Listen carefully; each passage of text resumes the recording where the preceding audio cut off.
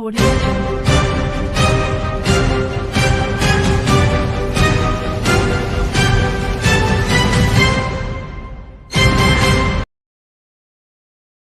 आज से ई पास लेकर आएंगे तभी मंदिरों में प्रवेश करने को मिलेगी।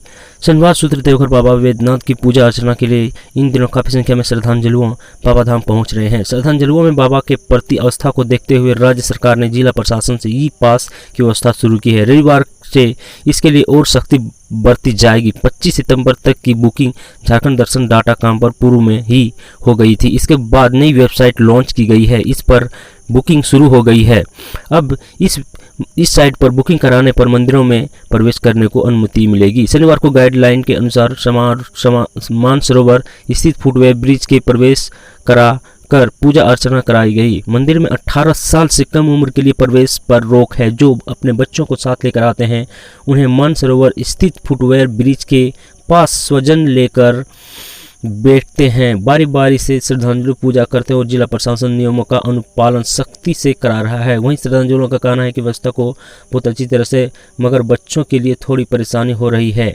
आम श्रद्धांजलियों के साथ साथ बाबा मंदिर में वीआईपी का भी आगमन शुरू हो गया है। सुबह गोड्डा सांसद डॉक्टर निशिकांत दुबे ई पास लेकर बाबा की पूजा करने पहुंचे। बाबा से मंगलवार कामना की। वही इलाहाबाद उच्च न्यायालय के न्यायाधीश नवीन श्रीवास्तव अपने स्वजन के साथ आराधना की और काफ़ी संख्या में उत्तर प्रदेश एवं मध्य प्रदेश के भी भक्त देवघर पहुंच रहे हैं। बता दें कि शुरुआत में सरोवर में खराबी के कारण ई पास नहीं बन पा रहा था, इसलिए प्रशासन ने 2 दिन पहले नई वेबसाइट लॉन्च की है। देवघर निवासी अनमोल यूपीएससी में 103वां रैंक मिला। वह इंटरनेशनल लॉ गोल्ड मेडलिस्ट है और दिल्ली में रहकर ही तैयारी कर रहे थे। उन्होंने परिश्रम को साथी बनाकर सफलता की कहानी लिख दी है। परीक्षा परिणाम के वक्त वह अपने रिश्तेदार के घर बिहार के बांका जिले में पिता दीनबंधु सरकारी शिक्षक हैं। उन्होंने बताया कि फिलहाल वह साउथ एशिया यूनिवर्सिटी में इंटरनेशनल लॉ में रिसर्च कर रहा है। स्कॉलरशिप भी मिल रहा है। स्टेट में टॉप करने के कारण आरंभ से ही स्कॉलरशिप मिल रहा है। वह शुरू से ही मेधावी है। मां निर्मला कुमारी देवघर के एक सरकारी स्कूल में शैक्षिक शिक्षक है। अनमोल ने देवघर डीएवी 2008 में 10वीं की परीक्षा पास करने के बाद डीपीएससी रांची से इंटरमीडिएट किया और पटना चाणक्य से स्नातक कलेक्ट की परीक्षा देकर वो लॉ किया। और गीता देवी डीएवी पब्लिक स्कूल देवघर में जस्ट यूपीएससी की परीक्षा में देश भर 103वां स्थान हासिल कर राष्ट्र स्तर पर देवघर की प्रतिष्ठा बढ़ाने वाले अनमोल की सफलता की गीता देवी डीएवी पब्लिक स्कूल देवघर में जय का माहौल है। उन्होंने डीएवी 7 में कक्षा इकोलॉजी से 10वीं तक लगातार 12वीं तक अध्ययन किया और विद्यार्थी जीवन में प्रारंभ से ही वह एक मेधावी एवं परिश्रमिक छात्र के रूप में अपनी पहचान बनाई। वर्ष 2008 में सीबीआई की 10वीं बोर्ड परीक्षा में 93% अंक लाकर पूरे विद्यालय में 5वां स्थान हासिल किया था।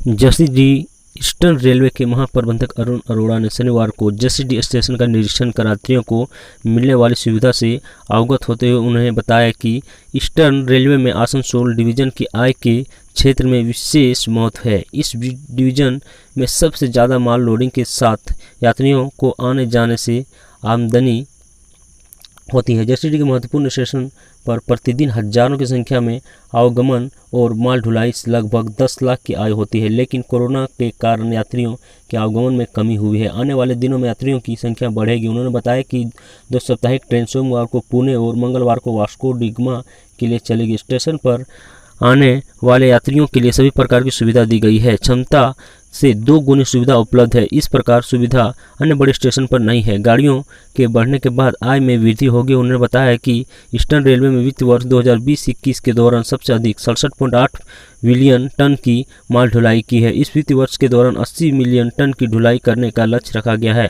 आगामी 2 से 3 साल में 100 बिलियन टन की ढुलाई करने वाला जोन क्लब में शामिल हो जाएगा। आसनसोल डिवीजन का सबसे अधिक महत्वपूर्ण स्थान होगा।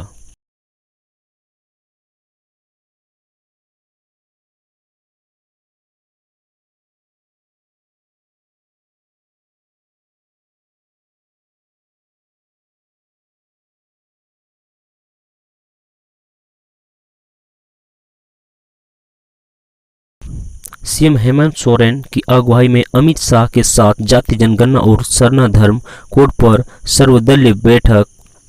मुख्यमंत्री हेमंत सोरेन ने नेतृत्व में सर्वदलीय प्रतिनिधित्व मंडल दिल्ली में गृह मंत्री अमित शाह के साथ रविवार शाम 4 बजे जाति जनगणना और सरना धर्म कोड को जनगणना में शामिल करने की मांग को लेकर मिलेगा। मुख्यमंत्री इस बैठक के लिए शनिवार को दिल्ली पहुंच गए हैं। झामुमो की तरफ से मुख्यमंत्री हेमंत सोरेन, भाजपा से प्रदेश अध्यक्ष दीपक प्रकाश, कांग्रेस की ओर से प्रदेश अध्यक्ष राजेश ठाकुर, विधायक दल के नेता आलमगीर आलम आजूस से सुदेश महतो, राजस्व से श्रम मंत्री सत्यनंद भोक्ता, भाकपा माले से विधायक विनोद कुमार सिंह, एनसीपी से कमलेश सिंह, सीपीएम से सुरेश मुंडा, एससीसी से अरुण चटर्जी और सीपीआई की ओर से पूर्व लोकसभा सदस्य भुवनेश्वर मेहता 11 सदस्य सर्वदलीय प्रतिनिधित्व मंडल शामिल है। पीएलएफआई एरिया कमांडर समेत 6 उग्रवादी गिरफ्तार। भारी मात्रा में हथियार और जिंदा कारतूस बरामद। टेबो थाना क्षेत्र को बोबोगा दंगल में हुई गिरफ्तारी।